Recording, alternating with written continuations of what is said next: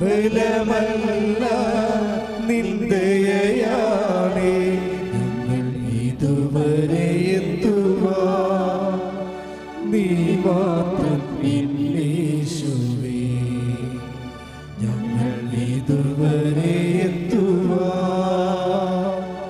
നീ മാത്രം യേശുവേ. പരിശുദ്ധ പരമ ദിവ്യകാരുണ്യത്തിന് ആരാധനയും സ്തുതിയും പുകഴ്ചയും ഉണ്ടായിരിക്കട്ടെ. ഇനി രോഗികളെ പോയി കാണുന്നവരെ കുറിച്ച് കർത്താവിന്റെ വചനം പറയുന്നുണ്ട്. ശുശ്രൂഷിക്കാൻ പോകുന്നവരെ കുറിച്ച് കർത്താവിന്റെ വചനം പറയുന്നുണ്ട്. ശുശ്രൂഷിക്കുന്നവന് എങ്ങനെയാണ് ശുശ്രൂഷിക്കേണ്ടതെന്ന്. Take the bed of God. 1 പത്രോസ് 4:11. 1 പത്രോസ് 4:11. ശുശ്രൂഷിക്കുന്നവൻ ദൈവത്തിൽ നിന്ന് ലഭിച്ച ശക്തി കൊണ്ട് എന്ന പോലെ ശുശ്രൂഷിക്കട്ടെ. ആശുപത്രിയിലൊക്കെ കൊണ്ടുപോയി ഭക്ഷണം കൊടുക്കണില്ലേ? എല്ലാവരും കൊടുക്കുന്നുണ്ടല്ലോ. ഇപ്പൊ സാക്ഷ്യം കൊടുക്കും. ഈ സാക്ഷ്യം പറയുന്ന എല്ലാവരും അത് പറയുന്നുണ്ട്. അവര് വെളുപ്പിനെ എഴുന്നേറ്റ് ഭക്ഷണം ഉണ്ടാക്കി ആശുപത്രിയിൽ കൊണ്ടുപോയി കിടപ്പ് രോഗികൾക്കും നിൽപ്പ് രോഗികൾക്കും എല്ലാം കൊടുക്കുന്നുണ്ട്. പക്ഷെ അങ്ങനെ ചെയ്യുന്നവൻ, ശുശ്രൂഷിക്കുന്നവൻ എന്ത് ചെയ്യണം? ഇപ്പോൾ തറവാട്ടിൽ പോയി പ്രായമുള്ളവരെ ചൊറിയൊക്കെ പിടിച്ച് കിടക്കുന്നവരെ കുളിപ്പിക്കുന്നവരുണ്ട്. അങ്ങനെ ശുശ്രൂഷിക്കുന്നവർ എന്ത് ചെയ്യണം? എങ്ങനെയാണത് ചെയ്യേണ്ടത്? ഉടമ്പടി എടുത്തിട്ടുണ്ട്. അതിൻ്റെ പേരിൽ ഞാൻ കാട്ടിക്കൂട്ടി ഒപ്പിച്ചുണ്ടാക്കണം എന്നല്ല പറയേണ്ടത്. ശുശ്രൂഷിക്കുന്നത് എന്ത് ചെയ്യണം? Read again. ദൈവത്തിൽ നിന്ന് ലഭിച്ച ശക്തി കൊണ്ട് എന്ന പോലെ ശുശ്രൂഷിക്കട്ടെ. ഒന്ന് പറഞ്ഞ ദൈവത്തിൽ നിന്ന് ലഭിച്ച ശക്തി കൊണ്ട് എന്ന പോലെ ശുശ്രൂഷിക്കട്ടെ. അപ്പൊ ദൈവത്തിൽ നിന്ന് ലഭിച്ച ശക്തി എന്ന് പറയുമ്പോഴേ അതൊക്കെ നമ്മൾ കുറച്ചു നേരം ഇരുന്ന് പ്രാർത്ഥിക്കണം. മനസ്സിലായില്ലേ? അല്ലാതെ കുറച്ച് ഒന്നാമത്തെ ഈ തറവാട്ടിൽ പ്രായമുള്ള ആൾക്കാരെ നമ്മൾ കുളിപ്പിക്കാൻ പോകത്തില്ലേ? എന്തുകൊണ്ടാണ് പറഞ്ഞത്? അവിടെ ആളില്ലാഞ്ഞിട്ടാണ്. ആളുണ്ട്. അവിടെ മരുമകളെ ഏതെങ്കിലും ഒരുത്തി ഉണ്ടാവുമല്ലോ. അവിടെ അവർക്ക് 2 കുഞ്ഞുങ്ങളൊക്കെ ഉണ്ട്. അവിടെ കൈ ഒഴിയാത്തത് കൊണ്ടാണ് നമ്മൾ മറ്റു സ്ഥലങ്ങളിൽ നിന്നും മക്കളായിട്ട് പെൺമക്കളായിട്ടുള്ളവരും അതുപോലെ ഒരു നാത്തുമാരായിട്ടുള്ളവരും വീട്ടിൽ പോയി അത് ചെയ്യണത്. അത് നമ്മൾ ചെയ്യുമ്പോൾ ചിലപ്പോൾ എന്താ ചെയ്യാൻ സംഭവിക്കാൻ പോകണം? എന്താ, നിങ്ങൾ ഈ അമ്മയപ്പനെ അല്ലെങ്കിൽ അപ്പാപ്പനെ കുളിപ്പിക്കാൻ വേണ്ടി ചെല്ലുമ്പോൾ അവിടെ ആ തറവാട്ടിൽ താമസിക്കുന്ന ആൾ അവിടെ നിന്നുകൊണ്ട് വീഡിയോ ഗെയിം കളിക്കായിരിക്കും കാണിച്ച് ചെയ്യണത് എന്ന് ചിന്തിക്കേ. അപ്പോൾ നിങ്ങൾ അവിടെ തന്തക്കം പിടിച്ചിട്ട് തിരിച്ചു വരും. പിന്നെ ഇവൾക്കൊക്കെ ഉണ്ടാക്കാൻ വേണ്ടി ഞാൻ പോയിട്ട് എന്താ കാര്യം? മനസ്സിലായോ? അപ്പോൾ മനസ്സിലായില്ലേ? നിങ്ങൾക്ക് കാര്യം മനസ്സിലായി? സിറ്റുവേഷൻ മനസ്സിലായ?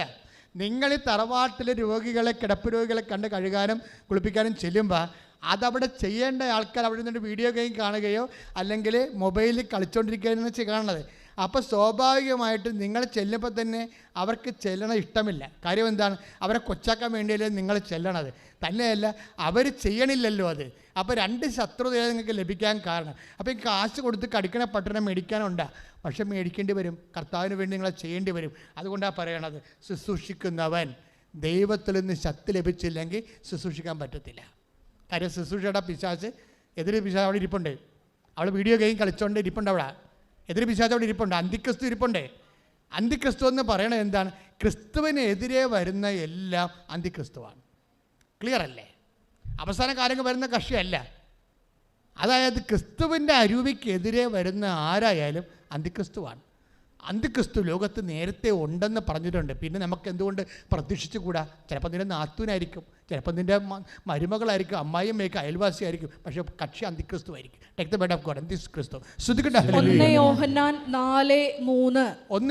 4:3. യേശുവിനെ ഏറ്റുപറയാത്ത ആത്മാവ് ദൈവത്തിൽ നിന്നല്ല, പറഞ്ഞില്ലേ? വരാനിരിക്കുന്നു. എന്താ പറയണത്? എന്താ പറയുക? യേശുവിനെ ഇപ്പം എന്താ സംഭവിച്ചിരിക്കണേ? ആ വീട്ടിലാണ് അപ്പാപ്പനുള്ളത്. അങ്ങനെയൊക്കെ അയാൾക്ക് നടക്കാൻ പറ്റണില്ല, കിടപ്പാണ്. തൂറുമുള്ളും എല്ലാം കട്ടിലത്ത് തന്നെയാണ്. അതിനകത്തിൻ്റെ ചൂടുവെള്ളം നനച്ച് കുളിപ്പിച്ചിട്ട് മാസങ്ങളായിട്ടുണ്ട്. അത് ചെയ്യാനുള്ള ആളാണ് അവിടെ വീഡിയോ ഗെയിം കളിച്ചുകൊണ്ടിരിക്കുന്നത്, അന്തിക്രിസ്തു. കണ്ടില്ലേ? അപ്പം നിങ്ങൾ അവിടെ ജീവിക്കുമ്പോൾ അവിടെ അടുത്തേക്കാണ് ചെല്ലണത്. അപ്പോഴെന്താ ചെല്ലണത്? നിങ്ങൾക്ക് ശക്തി ഇല്ലെങ്കിൽ ചെയ്യാൻ പറ്റത്തില്ല. അതുകൊണ്ടാണ് ശുശ്രൂഷിക്കുന്നവൻ ദൈവത്തിൽ നിന്ന് ശക്തി ലഭിച്ച പോലെ ശുശ്രൂഷിക്കണമെന്ന് പറയുന്നത്. നേരത്തെ പ്രാർത്ഥിച്ച് ഒരുങ്ങി വേണം ഇങ്ങനെ ഉള്ള കാര്യങ്ങൾക്ക് പോകാൻ. അല്ലെങ്കിൽ നമുക്ക് ഈടറവുണ്ടാവും, അല്ലെങ്കിൽ നമ്മുടെ മനസ്സിടിച്ചിലുണ്ടാവും. എനിക്കെന്ത് കാര്യം? നമ്മളെന്താ പറയണത്? അപ്പൻ്റെ ഓഹരി തിന്നണത് അവളല്ലേ? പാറ്റാപ്പിഴുക്കുണങ്ങണതാണ് എന്തിനാ? എള്ളുണങ്ങണത് എണ്ണ കിട്ടാൻ. അവരാണ് എള്ള്, നമ്മൾ പാറ്റാപ്പിഴുക്കല്ലേ, എന്തിനാണ് ഉണങ്ങണതെന്ന് ചോദിക്കും. മനസ്സിലായോ? അപ്പോൾ ഇങ്ങനെ ക്രിസ്തുവിനെതിരായിട്ടുള്ള അരൂപികൾ നമ്മുടെ പ്രവർത്തനം മണ്ഡലങ്ങളിൽ ഉള്ളത് കാരണം നമുക്ക് ശക്തി വേണം. അതുകൊണ്ടാണ് 1-4-11 പറയണത്, ശുശ്രൂഷിക്കുന്നവൻ ദൈവത്തിൽ നിന്ന് ശക്തി ലഭിച്ചവനെ പോലെയാണ് പോയി ശുശ്രൂഷിക്കേണ്ടത്. കാര്യം എന്താണ്? ശക്തി കെടുത്താൻ വേണ്ടി അന്തിക്രിസ്തു അവിടെ തന്നെ ഓൾറെഡി ഉണ്ട്. Take the word of God. അന്തിക്രിസ്തു 1 യോഹന്നാൻ 4:3. 1 യോഹന്നാൻ 4:3. യേശുവിനെ ഏറ്റുപറയാത്ത ആത്മാവ് ദൈവത്തിൽ നിന്നല്ല, വരാനിരിക്കുന്നു എന്ന് നിങ്ങൾ കേട്ടിട്ടുള്ള അന്തിക്രിസ്തുവിന്റെ ആത്മാവാണ് അത്. ഇപ്പോൾ തന്നെ അത് ലോകത്തിലുണ്ട്. ഓ, കൈയിടിച്ച് കർത്താവിനെ സ്തുതിക്കട്ടെ. Hallelujah, hallelujah, hallelujah. യേശുവേ നന്ദി. അന്തിക്രിസ്തു ഇപ്പൊ തന്നെ ഉണ്ടെന്ന്. എന്താ കാര്യം? അവളുടെ ഉത്തരവാദിത്തത്തിൽ ആ മനുഷ്യന്റെ ഓഹരി കൊണ്ടാണ് ഇവൾ ജീവിക്കണത്. അവളുടെ ഭർത്താവും മക്കളും ജീവിക്കണതെല്ലാം ആ മനുഷ്യൻ നേടിയെടുത്ത ഓഹരി കൊണ്ടാണ്. പക്ഷെ ആ മനുഷ്യൻ്റെ മേത്ത് വെള്ളം പോലും കോരൊഴിക്കത്തില്ല. അതാണ് ക്രിസ്തുവിൻ്റെ അരൂപിയില്ലാത്ത ആത്മാവ് അന്തിക്രിസ്തുവാണ് ഇപ്പം തന്നെ ഉണ്ടെന്ന്. അവരായിരിക്കും നിങ്ങളുടെ ശത്രു. അതുകൊണ്ട് അവരുടെ ശത്രുവിനെ അതിജീവിച്ചുകൊണ്ട് ജോലി ചെയ്യണമെങ്കിൽ നിങ്ങൾക്കെന്ത് വേണം? ദൈവത്തിൻ്റെ ശക്തി വേണം. അതുകൊണ്ടാണ് 1-4-11 പറയണത്. അപ്പോൾ പ്രേക്ഷിത വേല എന്ന് പറയുന്നത് നിസ്സാരമല്ല. അത് നിങ്ങൾ തന്നെ ശക്തീകരിക്കുകയും ദൈവത്തിന് ശക്തി ആർജിച്ചുകൊണ്ട് സുവിശേഷത്തിൻ്റെ സാക്ഷിയാകാൻ വേണ്ടിയുള്ള ദൈവത്തിൻ്റെ ഓപ്ഷനാണ്. നിങ്ങളെക്കൊണ്ട് നിങ്ങളുടെ വിളിയാണ്. പ്രാർത്ഥിക്കുക, കർത്താവേ, അന്തിക്രിസ്തുക്കളുള്ള നാട്ടിലെ നിന്റെ സത്യനാമത്തിന് വേണ്ടി ശുശ്രൂഷ ചെയ്യാൻ എന്നെ ശക്തിപ്പെടുത്തണമേ.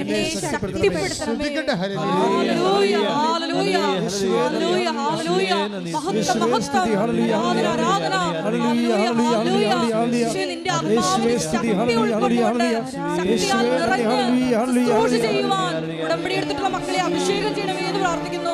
Hallelujah, hallelujah, hallelujah. മഹത്വം, മഹത്വം, ആരാധന, ആരാധന.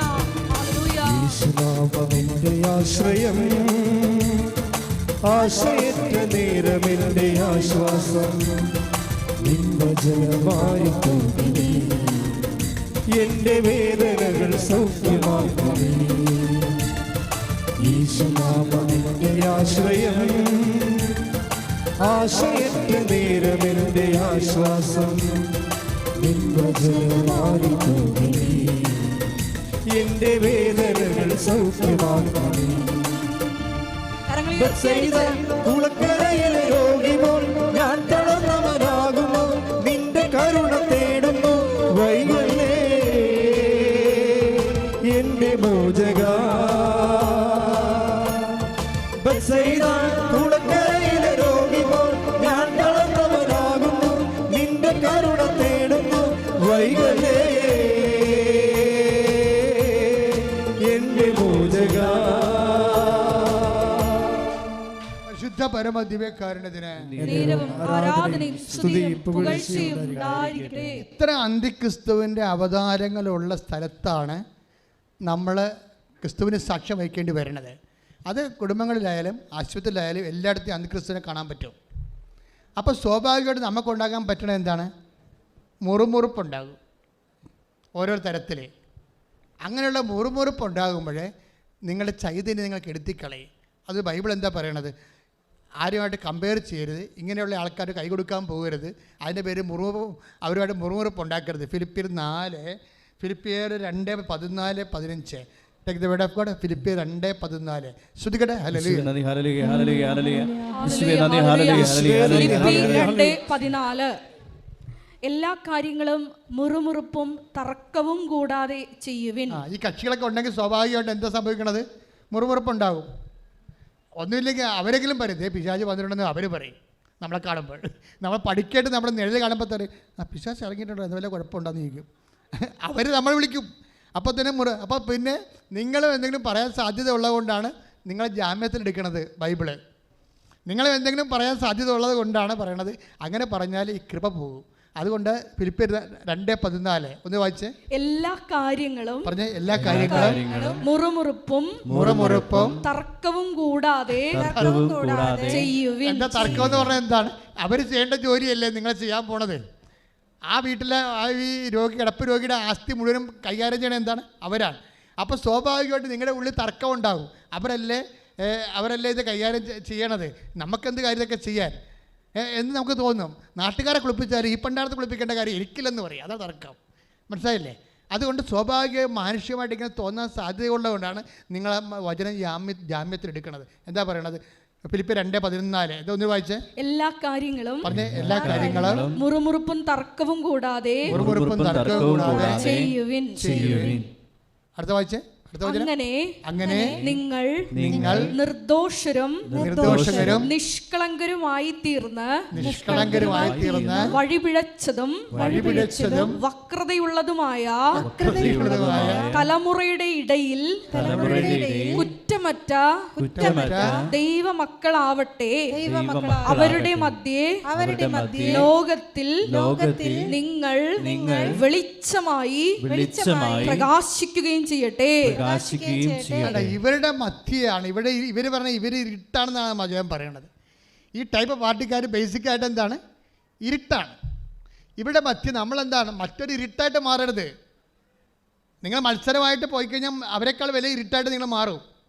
അതുകൊണ്ട് അവിടെ മധ്യ നിങ്ങൾ എന്ത് ചെയ്യണം? വെളിച്ചമായി മാറണം. കൈയിട്ടിച്ച് കർത്താവ്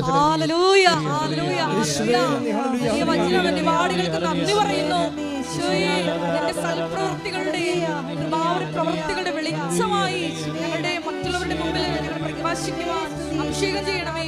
ഹല്ലേലൂയ, ഹല്ലേലൂയ. ആരാധന ആരാധന യേശുവേ, ആരാധന ആരാധന ആരാധന യേശുവേ, ആരാധന. കഴിഞ്ഞ ദിവസങ്ങളിലൊക്കെ ഞാനൊരു ടോക്ക് കേട്ടായിരുന്നു. വൈദികരെക്കുറിച്ച് പറഞ്ഞ ഒരു ടോക്കാണ് കേട്ടത്.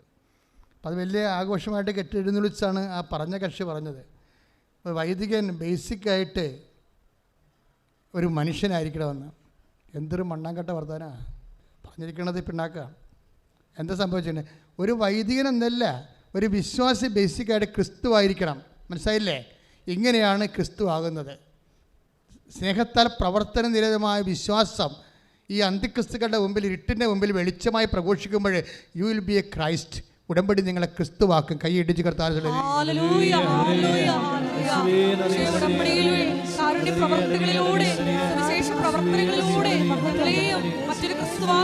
രൂപാന്തരപ്പെടുത്തണമെന്ന് പ്രാർത്ഥിക്കുന്നു. വെളിച്ചം പകരണമേ, വെളിവു നിറയ്ക്കണമേ, വിവേകമേകണമേ,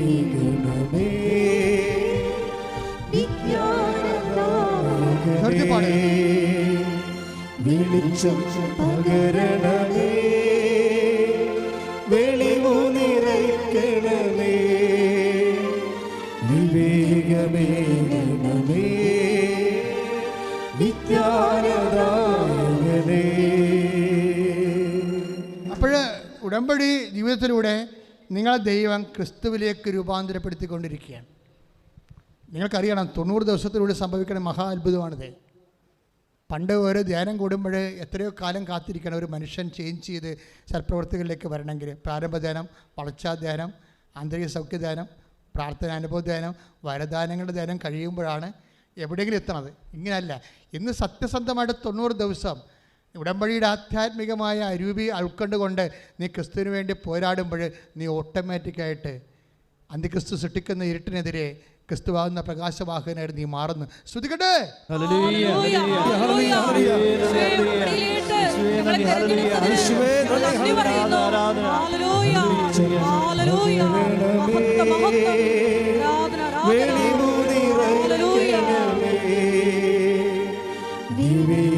വിവേകമേകണമേ,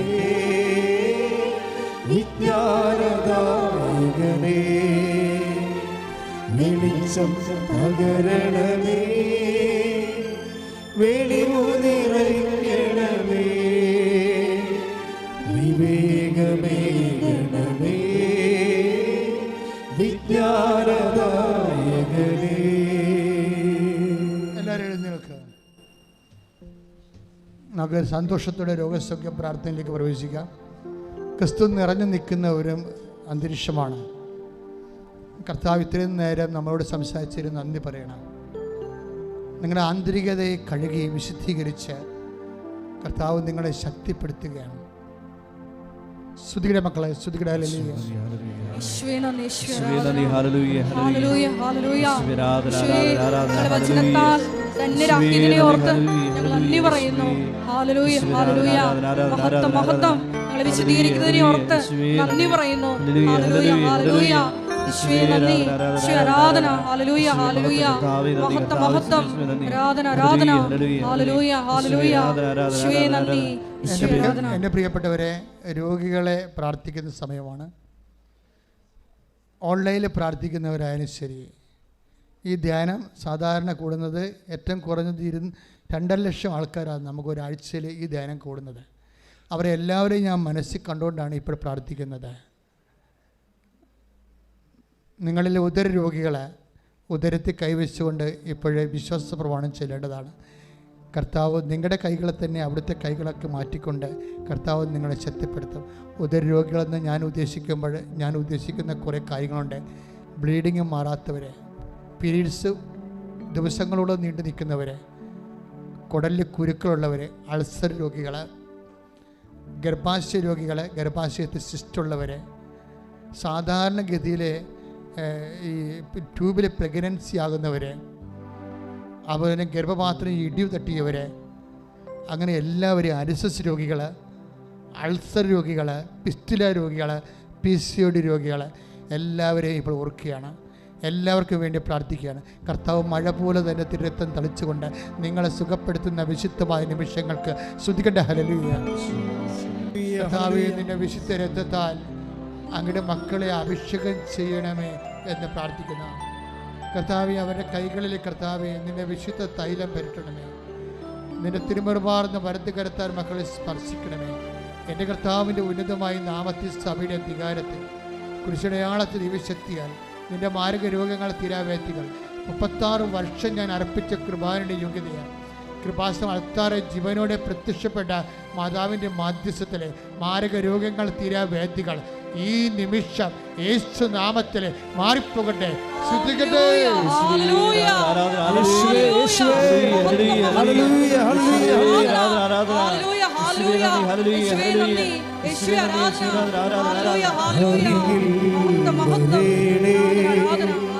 സദയം തുടേണേ സുഖമായി എൻ്റെ ഉള്ളം അരികിൽ വരേണേ സദയം തുടേണേ സുഖമായി എൻ്റെ ഉള്ളം. അച്ഛൻ പ്രാർത്ഥിക്കുമ്പോൾ ഓൺലൈനിൽ പ്രാർത്ഥിക്കുന്നവർ പറയുന്ന സ്ഥലങ്ങളിൽ യേശുനാമത്തിൽ കൈവച്ചുകൊണ്ട് വേണം വിശ്വാസപ്രമാണം ചെല്ലാൻ. ഇപ്പോൾ കിഡ്നി രോഗികളെ കർത്താവ് സുഖപ്പെടുത്തുന്ന സമയമാണ്. കിഡ്നി സ്ഥലങ്ങളിൽ കൈവച്ചുകൊണ്ട് പ്രാർത്ഥിക്കേണ്ടതാണ്. ഒരു കാര്യം വ്യക്തമാണ്, കർത്താവിന് ഇതിനെ അഡ്വാൻസ് ചെയ്യാതെ നിങ്ങളെ കിഡ്നി രോഗത്തെയും ക്രിയാറ്റിനെയും അഡ്രസ്സ് ചെയ്യാനും അറസ്റ്റ് ചെയ്യാനും കഴിയും. അതുകൊണ്ട് സന്തോഷമായിരിക്കണം. അത് തന്നെ കരൾ രോഗികളെ നെഞ്ചിൽ കൈവെക്കണം. കരൾ രോഗികളെ നെഞ്ചിൽ കൈവച്ച് പ്രാർത്ഥിക്കണം. കിഡ്നി രോഗികൾ നടുവലിൽ കൈവച്ച് പ്രാർത്ഥിക്കണം. അച്ഛൻ പ്രാർത്ഥിക്കും. മക്കൾ, നിങ്ങൾ വേറെ ഏതെങ്കിലും രോഗികൾ, നിങ്ങളുടെ രോഗികളല്ലെങ്കിലും വേറെ ആരെങ്കിലും നിങ്ങളുടെ ബന്ധുക്കളോ സ്വന്തപ്പെട്ടവരോ സഹോദരങ്ങളോ വീട്ടിലുള്ളവരോ രോഗികളാണെങ്കിൽ അവർക്ക് വേണ്ടി നിങ്ങൾ ഇപ്പോൾ മാതാവിൻ്റെ തിരുസ്ഥനെ അവരെ സമർപ്പിച്ചുകൊണ്ട് അവർക്ക് വേണ്ടി നിങ്ങളുടെ രോഗസ്ഥലങ്ങളിൽ കൈവച്ചുകൊണ്ട് സ്തുതിക്കട്ടെ, സ്തുതിക്കട്ടെ, സ്തുതിക്കട്ടെ. കർത്താവേ, നിന്റെ വിശുദ്ധ രക്തത്താൽ നടുവ് രോഗികളെയും കിഡ്നി രോഗികളെയും കരരോഗികളെയും സ്പർശിക്കണമെന്ന് പ്രാർത്ഥിക്കുന്നു. എൻ്റെ കർത്താവിൻ്റെ ഉന്നതമായ നാമത്തിൽ സഭയുടെ അധികാരത്തിൽ കുരിശടയാളത്തിൽ ദൈവശക്തിയാൽ ഞാൻ മക്കളെ ഈശോ നാമത്തിൽ സൗഖ്യപ്പെടുത്തുന്നു. I command you in the name of Jesus Christ to be healed. Hallelujah, hallelujah, hallelujah. എല്ലാ കിഡ്നി രോഗികളെയും കരൾ രോഗികളെയും സമർപ്പിച്ച് പ്രാർത്ഥിക്കുന്നു. അമ്മയുടെ പ്രത്യക്ഷീകരണത്തിന് സാക്ഷികളായി ആ മക്കളെ ഉയർത്തണമേ എന്ന് പ്രാർത്ഥിക്കുന്നു. Hallelujah, hallelujah. ഹല്ലേലൂയ.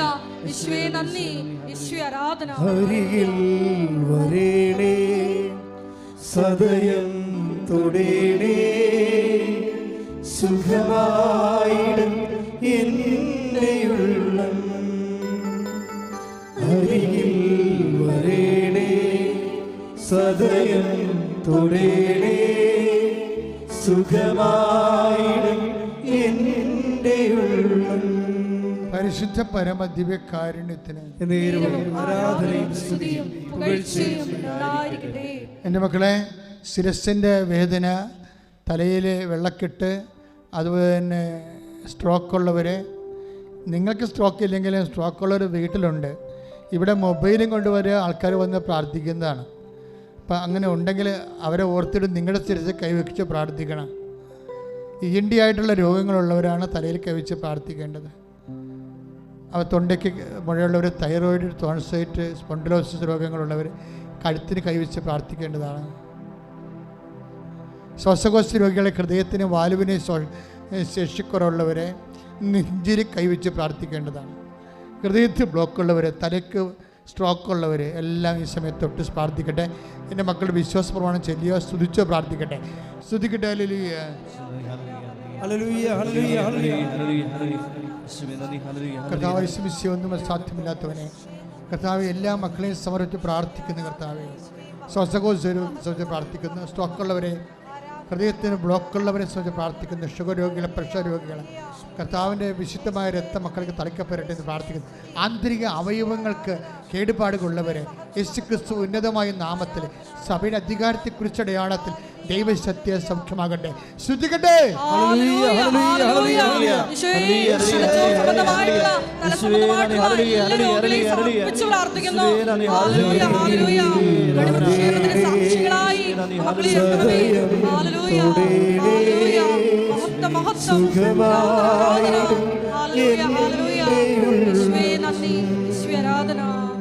പരിശുദ്ധ പരമദിവ്യകാരുണ്യത്തിന്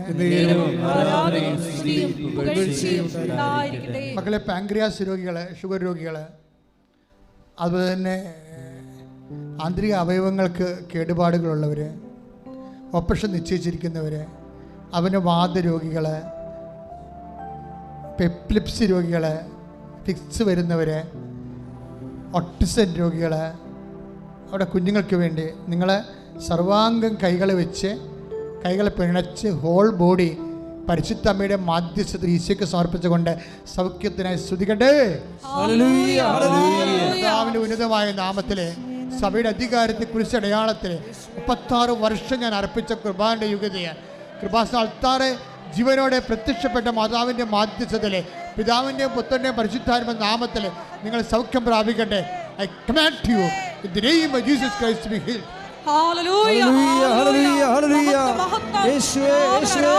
എല്ലാ രോഗികളെയും സമർപ്പിച്ച് പ്രാർത്ഥിക്കുന്നു. സാക്ഷികളായി ഉയർത്തണമേ എന്ന് പ്രാർത്ഥിക്കുന്നു.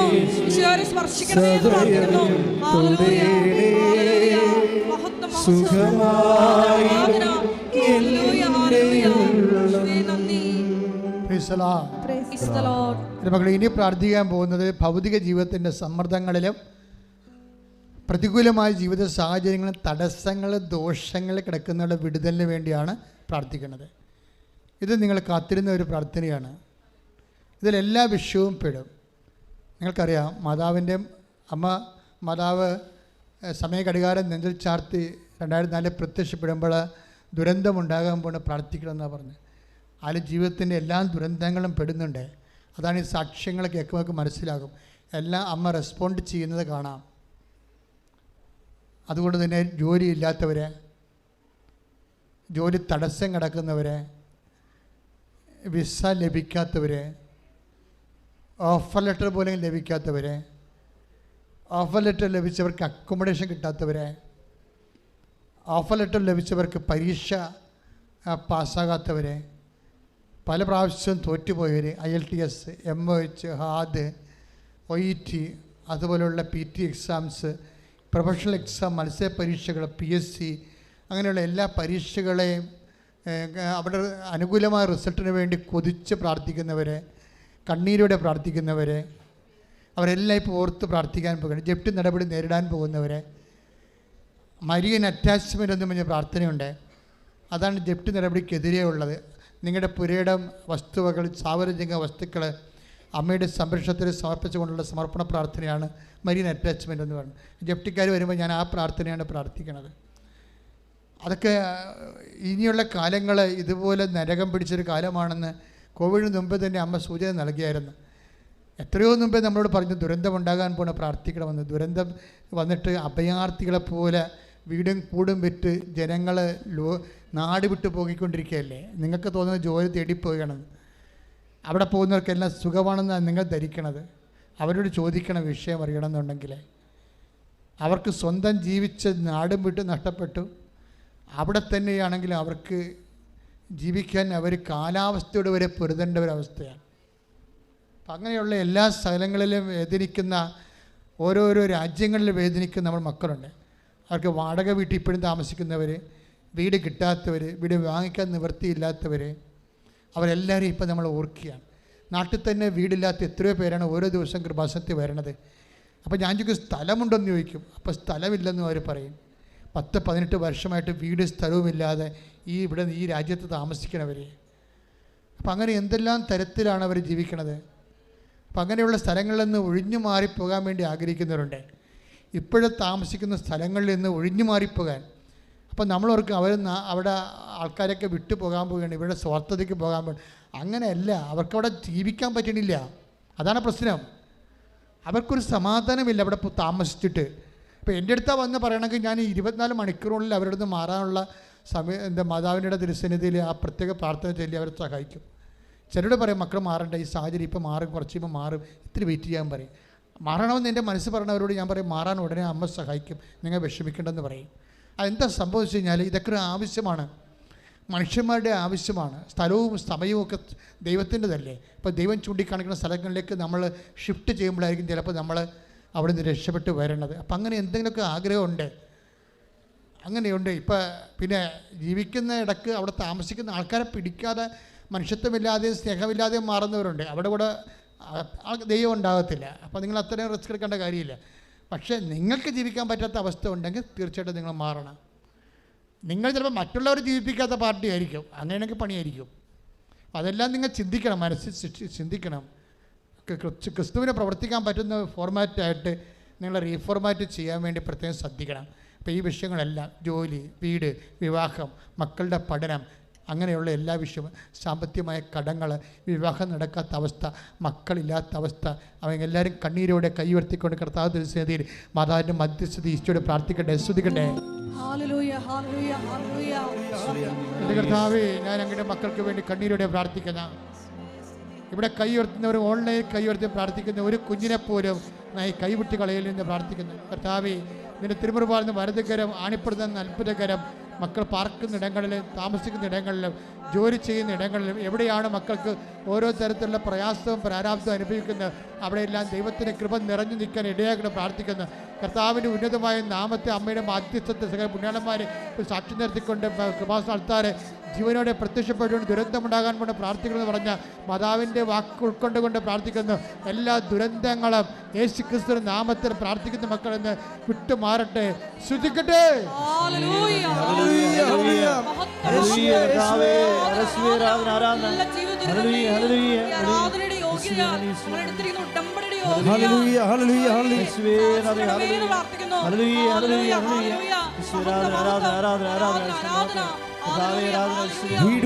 വിടുതലിനാത്മാവേ നിറയണമേ,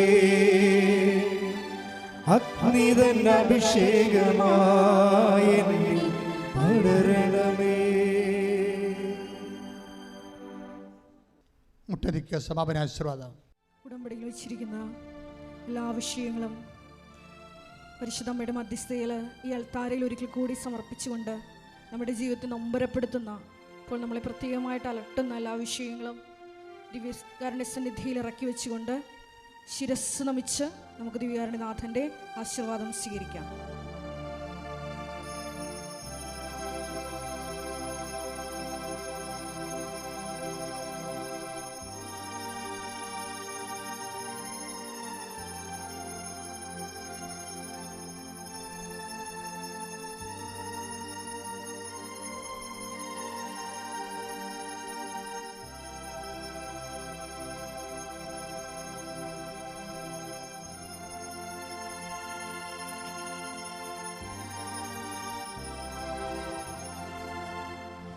പരിശുദ്ധ പരമമാ ദിവ്യകാരുണ്യമേ,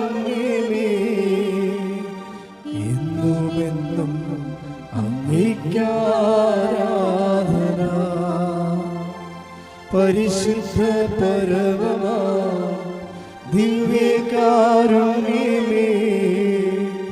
ഇന്നുമെന്നും അങ്ങേക്കാരാധന. പരിശുദ്ധ പരമമാ ദിവ്യകാരുണ്യമേ എന്നുമെന്നും അങ്ങേക്കാരാധന.